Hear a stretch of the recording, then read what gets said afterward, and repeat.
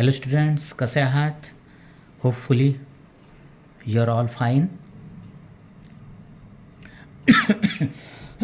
Sorry. आज आपण इंग्लिशचं ग्रामरची series आपली चालू आहे. मागे मी काही व्हिडिओज हे लाईव्ह घेतलेले आहेत, परंतु आज मी हे लाईव्ह न घेता व्हिडिओज बनवतो आहे तुमच्यासाठी. तर तिच्यामध्ये आपण पहिल्यांदा सिम्पल प्रेझेंट टेन्स, नंतर प्रेझेंट कंटिन्युअस टेन्स आणि सिम्पल पास्ट टेन्स ह्या तिघांचा अभ्यास आपण केलेला आहे. आणि आज आपण जे करणार आहोत, तुम्हाला दिसलंच असेल, प्रेझेंट परफेक्ट टेन्स, पूर्ण वर्तमान काळ. आता एक तुम्हाला सांगायचं आहे की जोपर्यंत आपल्याला टेन्सेस येत नाही तोपर्यंत आपल्याला इंग्लिश बोलता येणार नाही. किंवा कोणी जर सांगितले, बाबा हे वाक्य जे आहे हे मला मराठीतून तू इंग्लिशमध्ये करून दे, ते सुद्धा आपल्याला करता येणार नाही. That's why I am emphasising on the study of tenses. So tenses is very important aspect of your grammar section. आणि लक्षात घ्यायचं आहे की हे जे ग्रामर आहे अतिशय सोपं आहे आणि it is like as math. It's like a math. You know that how you get marks in math. जसेचे तसे ॲज इट इज आपले मार्क पडतात, तसेच ग्रामरमध्ये सुद्धा मार्क हे पडत असतात. हे लक्षात ठेवायचं आहे.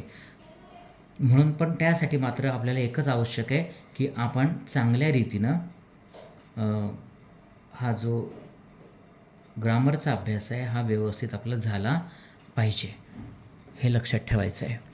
आणि त्यासाठी आपल्याला हे जे आपण विविध टेन्सेसचे प्रकार बघतो आहेत ते महत्त्वाचे आहेत. आणि तुम्ही मागचे माझे जे लाईव्ह व्हिडिओ आहेत ते जाऊन बघू शकता, की जेणेकरून तिच्यामध्ये मी दोन्ही तिन्ही जे प्रकार आहेत टेन्सेसचे त्याचं डिटेल्समध्ये तुम्हाला शिकवलेलं आहे. तर ते तुम्ही बघू शकता. फक्त तिच्यामध्ये तुम्हाला जायचं आहे लाईव्ह सेक्शनमध्ये. लाईव्ह सेक्शनमध्ये गेल्यानंतर तुम्हाला तिथे सगळे ते तिन्ही चारी व्हिडिओ जे आहेत ते तुम्हाला मिळून जातील.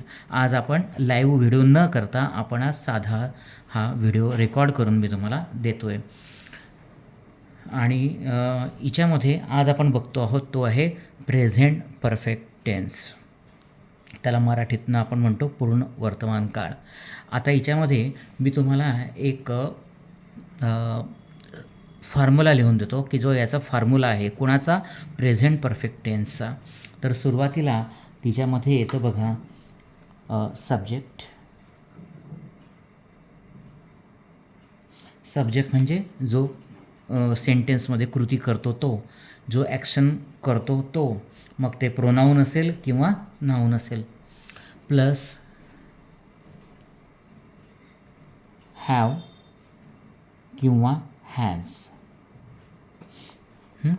एक लक्षात घ्यायचं आहे की जेव्हा पूर्ण परफेक्ट हा शब्द जेव्हा जेव्हा टेन्समध्ये येतो, जेव्हा जेव्हा टेन्समध्ये परफेक्ट हा शब्द येतो, मग तो प्रेझेंट असो, पास्ट असो का फ्युचर परफेक्ट असो, प्रत्येक ठिकाणी तुम्हाला हॅव किंवा हॅज वापरायचं आहे किंवा त्याचं जे पास्ट फॉर्म आहे हॅड हा वापरायचा आहे. हे लक्षात ठेवायचं आहे.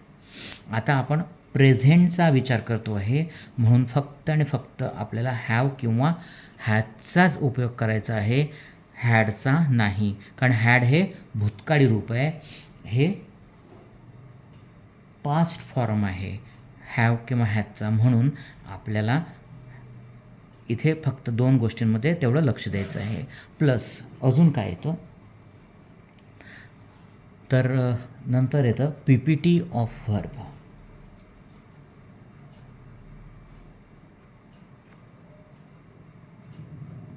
आणि शेवटी येतो तुमचा ऑब्जेक्ट. हा एक प्रकारचा तुमचा आपण म्हणूया एक रफली असा एक आपला फॉर्म्युला तयार होतो. सब्जेक्ट प्लस हॅव किंवा हॅज किंवा PPT ऑफ व्हर्ब. PPT म्हणजे काय, पास्ट पार्टिसिपल टेन्स, मराठीतनं त्याला आपण धातू साधित काळ म्हणतो, प्लस ऑब्जेक्ट. ठीक आहे. आता एक साधं सिम्पल आपण एक्झाम्पल बघूया, त्यावरून तुम्हाला मी तो समजून सांगतो की हा फॉर्म्युला आपला कसा डिराईव्ह होतो आहे किंवा तो येतो आहे. Okay. So for example, I have written an essay. I have written an essay. याचा आता मराठीतनं अर्थ काय होतो आहे? मी पत्र लिहिलेले आहे. मी पत्र लिहिलेले आहे. I have written an essay means the action or the process has already been completed.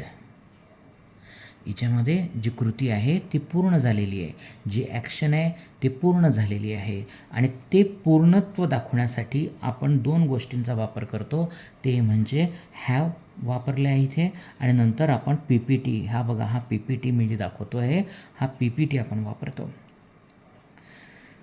आता तुम्ही म्हणणार सर हे रिटनच कसं आलं? तर लक्षात घ्या, राईट, रोट आणि रिटन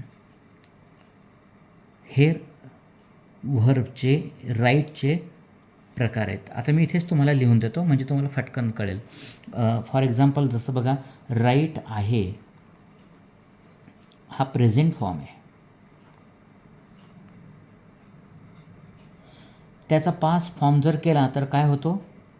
रोट होतो. हा काय? पास्ट फॉर्म आहे त्याचा. आणि याचाच तिसरं रूप, ह्या राईटचं तिसरं रूप होतं हे रिटन. याला आपण पी पी टी म्हणतो, पास्ट पार्टिसिपल टेन्स. तर हे बघा, राईट, रोट, रिटन, तर हा पी पी टी असतो. म्हणून ह्या राईटचा पी पी टी आपण इथे केलेला आहे. आणि हा जेव्हा जेव्हा तुम्ही करणार तेव्हा त्याच्या अगोदर बाय डिफॉल्ट हॅव किंवा हॅज येतोच, म्हणजे येतं हे लक्षात ठेवायचं आहे. आय हॅव रिटन ॲन एसे म्हणजे मी निबंध लिहिलेला आहे. एसे म्हणजे निबंध. मी निबंध लिहिलेला आहे म्हणजे निबंध लिहिण्याची जी प्रोसेस आहे, जी प्रक्रिया आहे ही पूर्ण झालेली आहे. आता हेच सेंटेन्स मी आयच्या ऐवजी, म्हणजे इथे फक्त मी सब्जेक्ट बदलवतो, तर ते काय येणार बघा. आयच्या ऐवजी मी जर म्हटलं शी, तर काय येईल? शी हॅव येईल का? नाही येणार. तिथे मला हॅव लिहिता येणार नाही, तिथे मला हॅज लिहावं लागेल.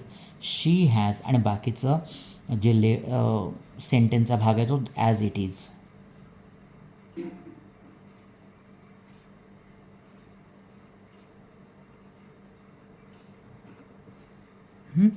शी has written an essay.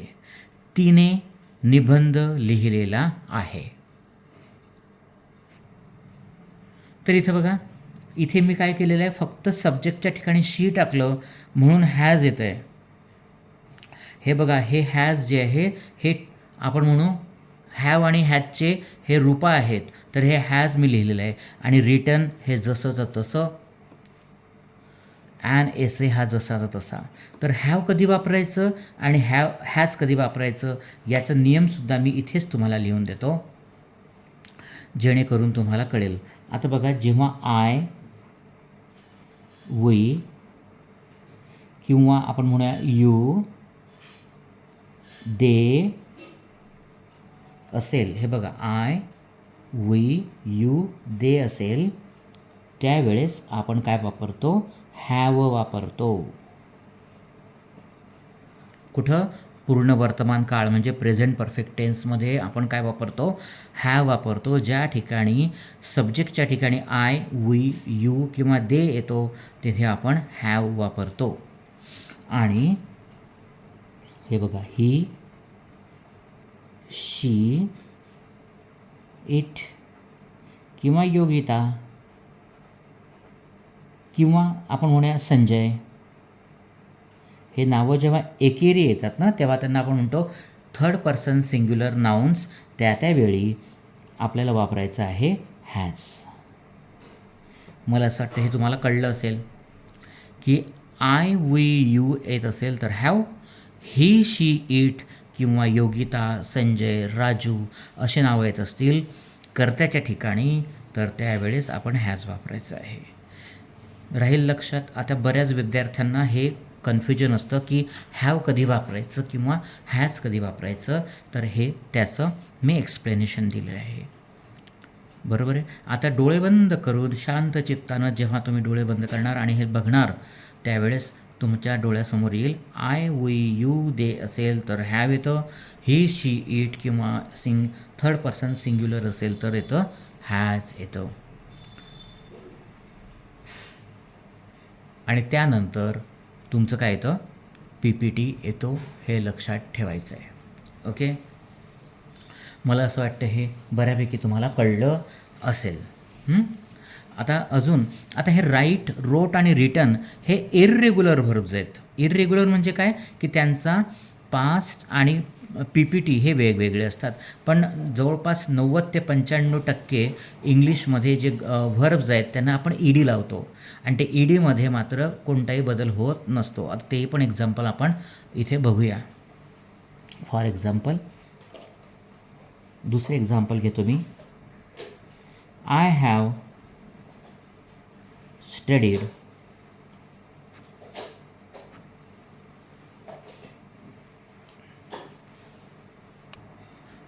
I have studied maths.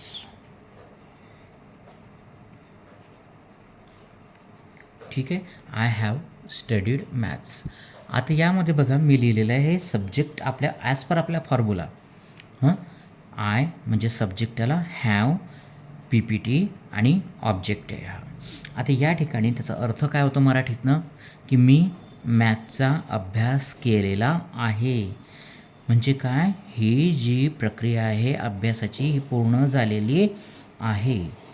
आता बघा या ठिकाणी हे स्टडी तुम्हाला माहिती आहे, मी याचं तुम्हाला सांगतो. स्टडी हे प्रेझेंट फॉर्म आहे, स्टडी. नंतर त्याचा पास्ट जर केला तर काय होतो, स्टडीड होतो. हा पास्ट फॉर्म आहे. त्याचप्रमाणे त्याचा जर आपण PPT केला तर तो सुद्धा स्टडीडच होतो. हा PPT आहे. ओके, जसं सुरुवातीला आपण बघितलं राईट, रोट, रिटन हे इरेग्युलर आहे. म्हणजे तिथे जिथे ED लागतो ना तिथे बदल काहीच होत नाही. बघा इथे काहीच बदल झालेला नाही आहे, पण इथे मात्र बदल झालेला आहे. रोट, रिटन जसं त्याचप्रमाणे आपण म्हणतो ड्रिंक, ड्रँक, ड्रंक, ईट, एट, इटन. आता मी हे नंतर तुम्हाला लिहूनच देणार आहे सगळे इरेग्युलर फॉर्म्स, परंतु हे तुम्ही आता फक्त एवढं शिकायचं आहे.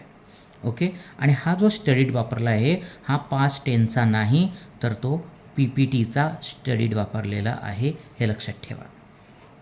आता त्याचप्रमाणे या आयच्या ऐवजी मी काय करतो, ही वापरतो. तर काय येतं example, he has studied maths. He has. बघा हॅज का आलं, कारण ही, शी, इट. आपण इथे आपला नियम आहे, रूल आहे काय की ही, शी, इट येतं तेव्हा हॅज येतो आणि म्हणून आपण हॅज वापरलं आहे. आय, वी, यू असलं तर हॅव वापरतो म्हणून आपण इथे हॅव वापरलेलं आहे. आणि बाकीचं वाक्य हे जसंचं तसं येत आहे. मला असं वाटतं हे तुम्हाला कळलं असेल.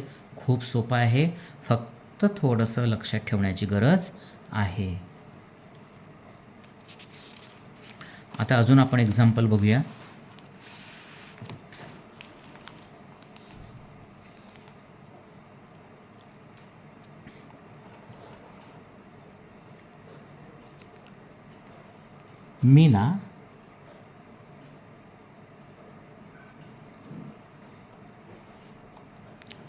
Meena has drunk coffee. बघा हे वाक्य, मीनाने कॉफी पिलेली आहे. हिच्यामध्ये मीना सब्जेक्ट आहे, राईट. नंतर हॅज आला आहे, नंतर ड्रंक आहे, ड्रंक म्हणजे PPT आहे आणि ऑब्जेक्ट आहे. मी तुम्हाला इथे लिहून देतो वाटलं असतं, म्हणजे तुम्हाला अजून जास्त ते सोपं जाईल. हे बघा, मीना काय आहे, सब्जेक्ट. हॅज हा काय आहे तुमचं, हॅज ड्रंक हा आपला पूर्ण काय आहे, व्हर्ब आहे. आणि कॉफी काय आहे, हे ऑब्जेक्ट आहे. SVO. मी वारंवार सांगतो, इंग्लिश वाक्यरचना मराठी हिंदीप्रमाणे करण्याचा प्रयत्न करायचा नाही. Ever don't try. You can say never, never, never try to write in English as per the structure of Hindi or Marathi. मराठीसारखं इंग्लिश तयार करण्याचा प्रयत्न करू नका. So Meena has drunk coffee. हा ड्रंक जो आहे हा आपण काय केला आहे, PPT केला आहे. कशाचा PPT येतो तर आपण बघूया. ड्रिंक, ड्रँक आणि ड्रंक. Drink, drank, drunk. तर हा ड्रंक PPT आहे, तो इथे पण लिहिला आहे आणि हॅज येतं. बरोबर आहे. तर अजून एक एक्झाम्पल आपण बघूया, ते म्हणजे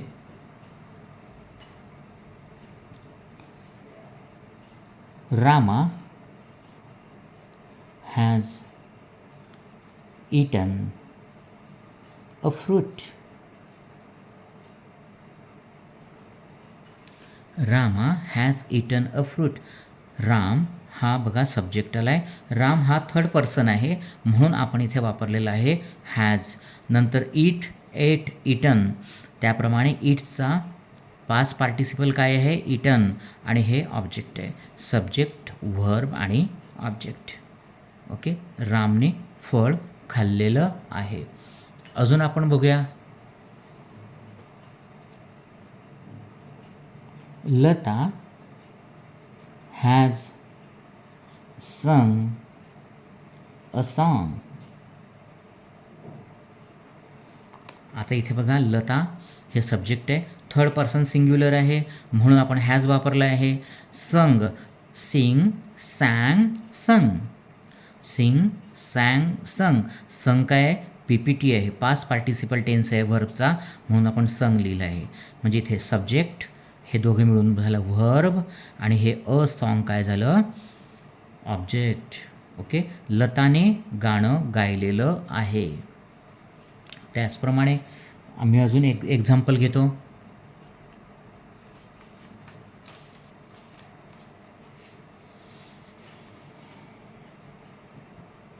I have gone to school.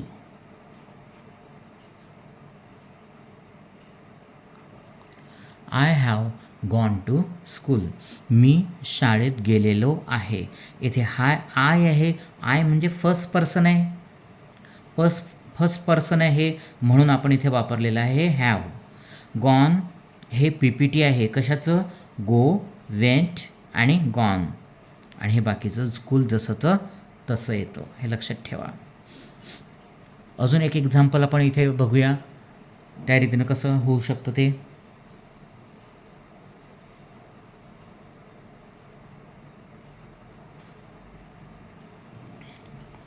They have watched a movie. त्यांनी चित्रपट किंवा पिक्चर, आपण पिक्चर म्हणतो किंवा चित्रपट म्हणतो, पाहिलेला आहे. दे आलं म्हणून आपल्या नियमानुसार आपण हॅव वापरलं आहे. अनेक वचन असेल, अनेक प्लुरल असेल तर आपण हॅज वापरू शकत नाही, तिथे हॅवच वापरायचं असतं म्हणून इथे हॅव वापरलं आहे. वॉच्ड आहे, ED लागलेला आहे. Watched a movie. ठीक आहे. त्यांनी चित्रपट पाहिलेला आहे. हे अशा रीतीनं त्याचं हे झालेलं आहे बघा.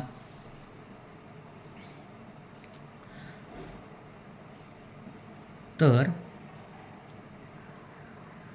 आपण इथे आता प्रेझेंट टेन्सचे 3 प्रकार बघितलेले आहे. कोणकोणते तर present simple present tense, present continuous tense आणि आता हा तिसरा पाहिला होता आपण प्रेझेंट परफेक्ट टेन्स. ओके. आता एक वाक्य आपण असं करूया, साध्या वर्तमान काळात लिहूया म्हणजे सिम्पल प्रेझेंट टेन्समध्ये, आणि ते उरलेल्या 2 काळांमध्ये आपण त्याला कन्व्हर्ट करू. बघूया आपल्याला येतं का. ठीक आहे.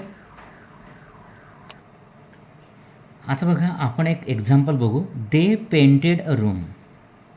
दे पेंटेड अ रूम. मी हे वाक्य कोणत्या काळात लिहिलं आहे, कोण सांगू शकतं मला. इथे बघा ED लागलेला आहे म्हणजे हे सिम्पल पास्ट टेन्स आहे. हे कोणत्या काळामध्ये आहे, सिम्पल पास्ट टेन्स आहे, मी इथं ब्रॅकेटमध्ये लिहितो, सिम्पल पास्ट टेन्स आहे. त्याला मराठीतनं आपण काय म्हणतो, साधा भूतकाळ. म्हणजे एखादी क्रिया ही भूतकाळात झालेली आहे, मागे झालेली आहे, तर ती आपण इथे दर्शवतो आहे. ओके. आता हे वाक्य मला सिम्पल प्रेझेंट टेन्समध्ये कन्व्हर्ट करायचं आहे. कशामध्ये? सिम्पल प्रेझेंट टेन्समध्ये करायचं. आता इथे मी लिहितो सिम्पल प्रेझेंट टेन्स मध्ये कन्व्हर्ट करायचं आहे. तर मी हेच वाक्य दे पेंटेड अ रूम, या हे वाक्य मला सिम्पल प्रेझेंट टेन्समध्ये टाकायचं आहे.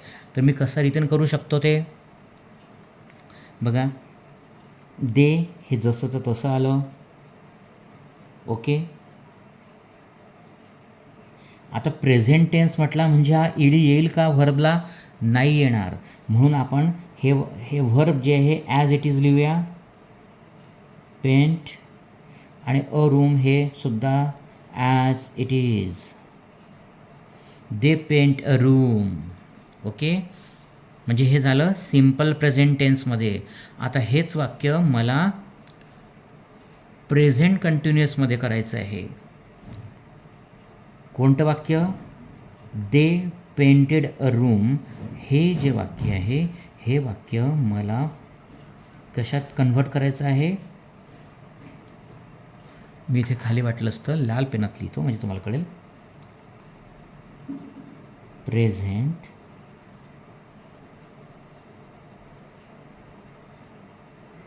कंटिन्युअस टेन्स, प्रेझेंट कंटिन्यू टेन्समध्ये मला कन्व्हर्ट करायचं आहे. कोणतं वाक्य? They painted a room. आता बघा हे वाक्य कोणत्या काळामध्ये आहे? सिम्पल पास्ट टेन्स आहे आणि मला याचं कन्व्हर्जन करायचं आहे प्रेझेंट कंटिन्युअस टेन्समध्ये. तर कसं करता येईल ते आपण आता इथे बघूया. लक्ष द्या. हे दे जसंचं तसं आहे, तुम्हाला मान्य आहे? येस. नंतर पेंट आहे, कंटिन्युअस. कंटिन्युअस म्हणजे काय? अपूर्णता. अपूर्णता दर्शवायची आहे तर तुम्हाला व्हर्बला काय लावावं लागतं? आय एन जी लावावं लागतं. आणि जर तुम्हाला आय एन जी लावायचं आहे तर तुम्हाला टू बीचं रूप वापरायचं आहे. बघा ह्या 3 गोष्टी लक्षात ठेवा. एखादी गोष्ट तुम्हाला इम्परफेक्ट किंवा कंटिन्युअस दाखवायची आहे तर व्हर्बला तुम्हाला आय एन जी लावायचं आहे. जर तुम्हाला आय एन जी व्हर्बला लावायचं असेल तर तुम्हाला त्याच्या अगोदर टू बीचं रूप वापरायचं आहे. राहील लक्षात? आता बघा दे आलं म्हणजे कोणतं टू बीचं रूप वापरतो आपण? प्रेझेंट कंटिन्युअस आहे, लक्षात ठेवा. तर तिथे येईल आर. आता पेंट याला आय एन जी लावावं लागेल. They are painting a room. They are painting a room. ह्या अशा रीतीनं हे आलं बघा. ते रूमला रंग लावित आहे असा अर्थ त्याचा होतो. आता हेच वाक्य, कोणतं वाक्य? दे पेंटेड अ रूम, मला कशात कन्व्हर्ट करायचं आहे? आता प्रेझेंट परफेक्टमध्ये करायचं आहे.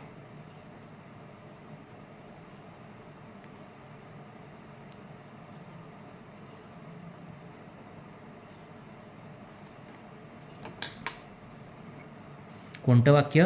दे पेंटेड अ रूम. हे वाक्य, हे सेंटेन्स मला प्रेझेंट परफेक्टमध्ये करायचं आहे.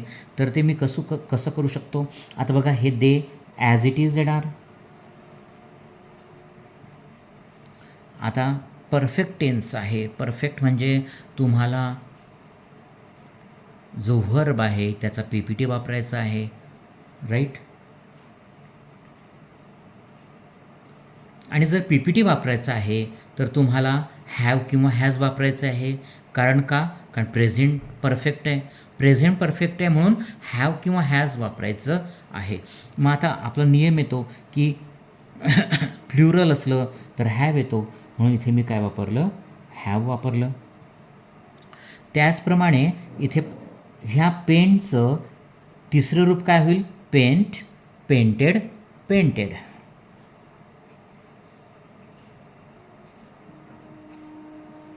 अ रूम. बघा मी हे 3 प्रकारे तुम्हाला एकच वाक्य 3 रीतीनं करून दिलं आहे. बघा कसं. दे पेंटेड अ रूम हे सिम्पल पास्ट टेन्स होतं. मग आपण त्याला सिम्पल प्रेझेंट टेन्समध्ये केलं तर ते झालं दे पेंट अ रूम. त्याने परत विचारलं आपल्याला की दे पेंटेड अ रूम तुम्ही प्रेझेंट कंटिन्युअस टेन्समध्ये करून द्या. तर मी ते करून दिलं, आपण करून दिलं. They are painting a room. त्याचप्रमाणे मला तिसऱ्यांदा परत सांगितलं की हेच वाक्य मला तुम्ही प्रेझेंट परफेक्टमध्ये करून द्या. तर मी करून दिलं they have painted a room. Okay. आता आपण इथे आता थांबूया आणि पुढच्या व्हिडिओमध्ये आपण प्रेझेंट परफेक्ट कंटिन्युअस टेन्स, चालू पूर्ण वर्तमान काळ, हा जो चौथा प्रकार आहे प्रेझेंट टेन्सचा, कोणता?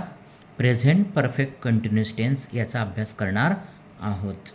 तोपर्यंत बाय बाय, थँक्यू.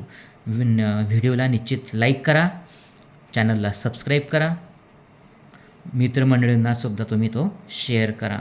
थँक्यू.